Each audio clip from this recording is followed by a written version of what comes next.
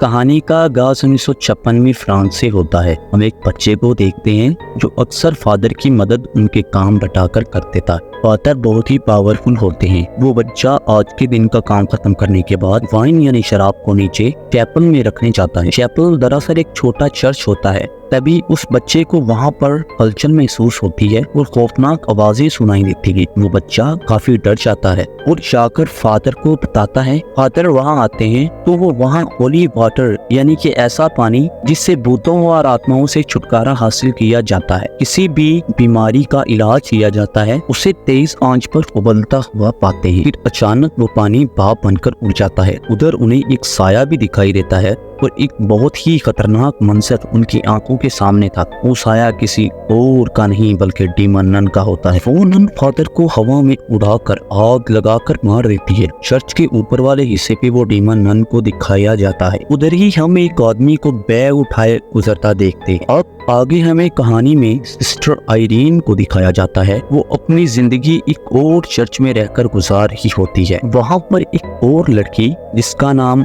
Debra होता है वो भी रह रही होती है। उसको उसके डैड ने चर्च में भेजा होता है। आयरीन डेब्रा से बात करती हुई कहती है कि मेरे डैड मुझे बिल्कुल भी पसंद नहीं करते। आयरीन के डैड उसे इसलिए पसंद नहीं करते कि अक्सर आयरीन को कुछ भी बुरा होने से पहले पता लग जाता।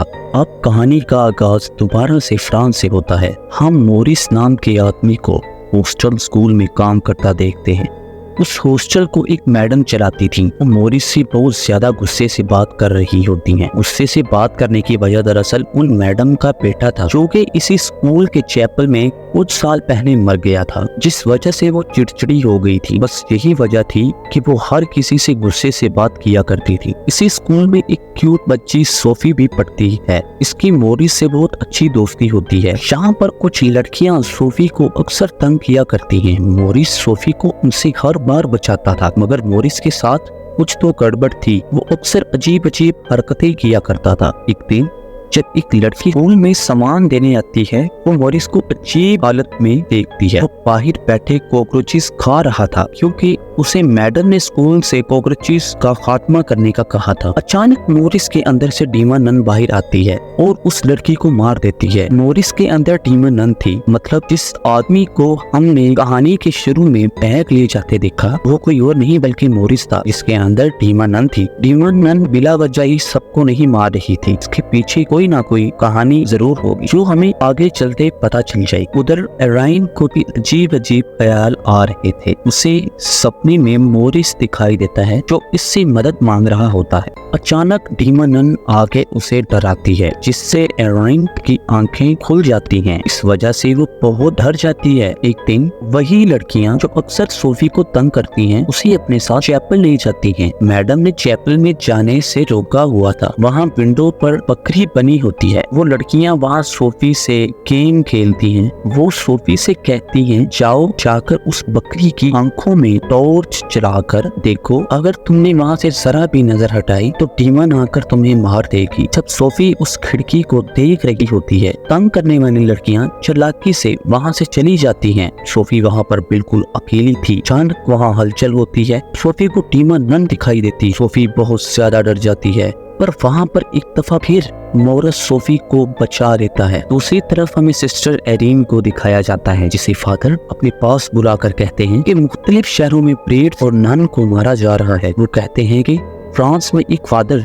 को चलाकर मार दिया गया। वो उसी फादर की बात कर रहे थे जिसे डीमन नन ने मारा था। वो कहते हैं कि डीमन नन दोबारा आ गई है। वो मरी नहीं है, जिसका तुमने पहले भी मुकाबला किया था, दोबारा भी उससे हरा सकती हो। एरीन जवाब देती है कि नहीं, अब मैं उसे नहीं हरा सकती। फादर कहते हैं कि नहीं, तुम्हें अब ये सब देखना होगा क्योंकि ये दुनिया और इंसानियत की बात है। तुम्हें इस केस को देखना होगा। अपने सारे डर पर काबू पाकर एरीन फ्रांस के लिए निकल पड़ती है, जहाँ पर फादर को जलाकर मारा गया था। वहाँ पर चुपके से डेब्रा भी ट्रेन में आकर बैठ जाती है। जब एरीन उसे देखती है तो कहती है कि तुम्हें ऐसा नहीं करना चाहिए था। तुम्हारे बिना बताए आने की वजह से तुम्हें चर्च से निकाला भी जा सकता है। डेब्रा कहती है ऐसा कुछ नहीं होता। तुम्हें पता है मेरी मॉम भी जलकर मरी थी। मुझे कोई मिरेकल यानी मौजज़ा होता हुआ नजर नहीं आ रहा। एरीन कहती है जब यकीन होता हो तो मौजज़े होते हैं। खैर वो फ्रांस पहुंच जाती हैं। वहाँ चर्च पहुंचकर एरीन को उसी बच्चे का ख्याल आता है जिसे हम शुरू में देखते हैं। वो वहाँ खेलता हुआ दिखाई देता है। जब एरिन उस दिन के हादसे के बारे में पूछती है तो वो जवाब देता है, हाँ मैंने उस दिन साया देखा था। तभी उसे वहाँ नन दिखाई देती है। लाइब्रेरी में किताबें खुद ब खुद नन की शक्ल इख्तियार कर लेती हैं। तभी डीमन नन ने एरिन का गला दबा दिया था। तभी एरिन को एक और नन दिखाई देती है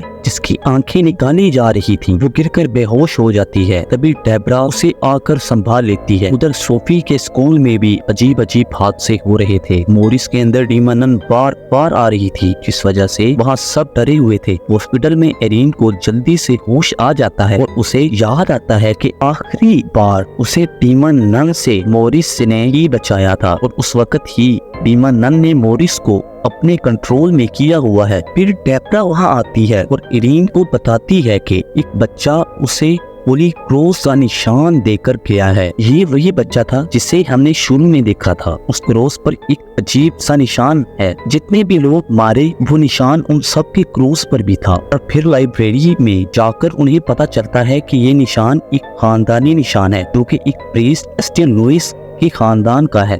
और जिस नन प्रीस्ट को एरिन ने अपने ख्याल में देखा था, जिसकी आंखें निकाली जा रही थी, वो सेंट लुइस की ही आंखें थी जिनको कहानी में छुपाया गया है। ये एक बहुत ही खतरनाक चीज है। भी एरिन को पता चलता है कि ये सब सेंट लुइस के खानदान से हैं जो कि मर चुके हैं। डीमन नन को एक खास मकसद था। वो सेंट लुइस के पूरे खानदान को मारकर उनकी आंखों तक ना चाहती थी।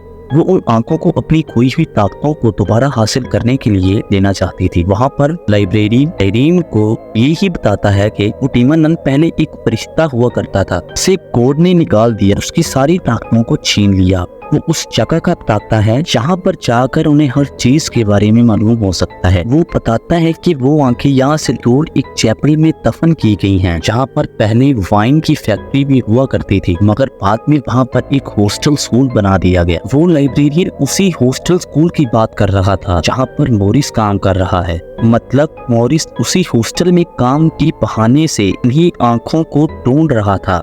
यानी कि वो डीमन नन जिसने मोरिस को कंट्रोल किया हुआ था, वो उन्हीं आंखों को ढूंढ रहा था। ये बात सुनते ही एरिन और डेब्रा हॉस्टल की तरफ निकल पड़ती हैं। फिर हम देखते हैं कि मोरिस को अचानक पता नहीं क्या हो गया था।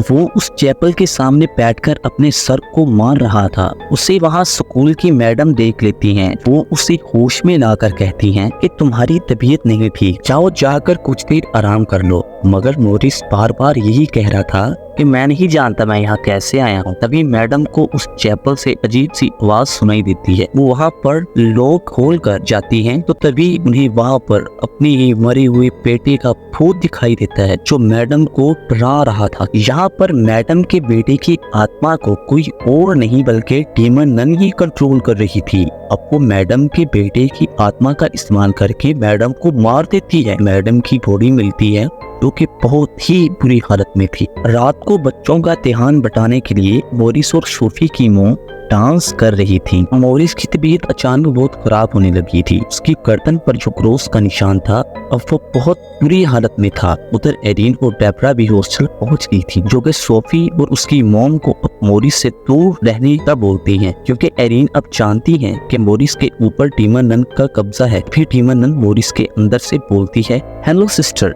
इतना कहकर मोरिस चैपल की तरफ भाग जाता है। उसे छोटे चर्च की तरफ जाता देखकर एरिन उसे रोकने की कोशिश करती है, मगर नन एरिन पर अटैक करती है और उसे दूर फेंक देती है। डेब्रा भी डीमन नन को रोकने की कोशिश करती है, मगर वो नहीं रोक पाती। तभी सिस्टर एरिन दोबारा से उठती है और कुछ पढ़ना शुरू कर देती है, जो डीमन नन को मोरिस के अंदर कमजोर करता है। तभी डेब्रा जल्दी से जाकर मोरिस का सर पर कुछ मारती है, जिससे वो बेहोश हो गया था। वो उसे बांधकर एक जगह पर बैठा देती हैं ताकि वो यहाँ से कहीं जा ना पाए। फिर अपने साथ कुछ सिस्टर को लाकर एरिन और डेब्रा चैपल के अंदर जाती हैं ताकि उन्हें वो आंखें मिल जाएं जो डीमन नन ढूंढ रही थी। सोफी भी उनके साथ उस चर्च में जाती है। वो उन्हें वो बकरी दिखाती है और कहती है कि क्या पता इस सेंट लुइस का खानदान ने बनाया हो, ताकि अगला कोई भी उनसे जुड़ा है यहाँ आए और उसे वो आंखें मिल जाएं। वो बताती है कि इस बकरी की आंखों पर जब मैं सूरज की रोशनी देख रही थी तो ये चमकती हुई नजर आ रही थी, इसलिए डेबरा अपनी टॉर्च उसकी आंखों पर मारती है और वो रोशन हो जाती हैं। उनसे रोशनी निकल आती है जो उन्हें रास्ता बताती है कि आंखें कहाँ पर दफन है। वो उसे वहां से निकाल लेती हैं जो कि एक बॉक्स में बंद होती हैं। उधर मोरिस भी जाग गया था। वही टीमा नन अपने असली रूप में आकर बच्चों को डराने लग जाती है। डेबरा बाहर आकर नन से बच्चों को बचाती है। ये सब पाकर एक कमरे में चले जाते हैं जहाँ पर उसी मैडम का भूत उनको डराता है जिसे टीमा नन ने चैपल में मारा था। डेबरा के साथ एरिन भी आ जाती है। उधर अचानक से मोरिस भी आ जाता है जो कि वो खास आंखें छीनने की कोशिश करता है, मगर उन्हें सोफी लेकर भाग जाती है। वो आंखें बक्से में बंद थीं। सोफी किसी तरह से बचते बचाते मोरिस से भाग रही थी। वो वहाँ छत पर पहुँच जाती है जहाँ से बिल्डिंग भी एक साइड से टूटने वाली होती है। ये सब कुछ उनकी खास आंखों की पावर की वजह से हो रहा था। तभी उनमें से एक तेज पीले रंग की रोशनी निकलती है जिसके करीब टीमा नन भी नहीं आ सकती थी, मगर फिर भी मोरिस यानी कि टीमा नन सोफी के पास जाने वाली थी। तभी उधर एरिन आ जाती है जो कि आंखों को लेकर दरमियान में रख देती है जिससे बहुत ही ताकतवर रोशनी बाहर आती है जिससे मोरिस अब तड़पने लगता है। इसे देखकर सबको लगता है कि मोरिस अब मर गया है। उसे देखकर सोफी रोने लगती है क्योंकि मोरिस उसका बहुत अच्छा दोस्त था। जब उस एरिन चेक करने जाती है तो वो जिंदा था। ये सब टीमा नन की चाल थी। फिर वो टीमा नन जल्दी से वो आंखें उठा लेती है, सारी ताकतें दोबारा हासिल कर लेती है, दोबारा से अपना असली रूप जाहिर करती है। आंखें उसकी आंखें बन गई थी। टीमा नन हॉस्टल में आकर लड़की को पकड़ती है जो हमेशा सोफी को तंग किया करती थी। टीमा नन उसके मुंह के अंदर अपने नाखून गिरा देती है। वो टीमा नन इतनी पावरफुल हो चुकी थी कि वो एरिन को हवा में उठा देती है और उसे मारने वाली होती है। कहानी के शुरू में जो फादर को उसने मारा था तभी वहाँ पर एरिन को अपनी मॉम नजर आती है जिनकी आंखें भी चमक रही थी। मतलब एरिन भी सेंट लुइस के खानदान से थी। उसके अंदर भी वही पावर्स थी जो टीमा नन के अंदर हैं, जिन्हें वो जगा कर आग को बुझा देती है जो टीमा नन ने लिखाई होती है। उसका मतलब ये है कि अगर आप सेंट लुइस के खानदान से हैं आप इन ताकतों को हासिल कर सकते हैं। ये सब देखकर टीमा नन बहुत ही चिढ़ जाती है। वो सोफी को नुकसान पहुंचाने की कोशिश करती है।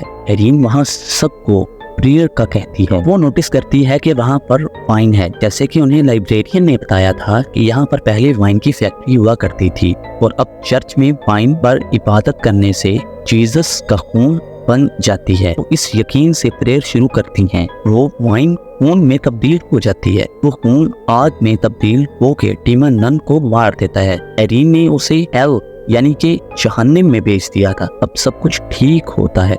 अब कहानी के आखिर में तो पैरानॉर्मल इन्वेस्टिगेटर दिखाए जाते हैं जो कि भूत और आत्माओं से बात कर सकते थे, जिनको जज से कॉल आई थी, यानी कि नए केस को इन्होंने सोल्व करना था। और इसके साथ इस फिल्म की कहानी खत्म होती है।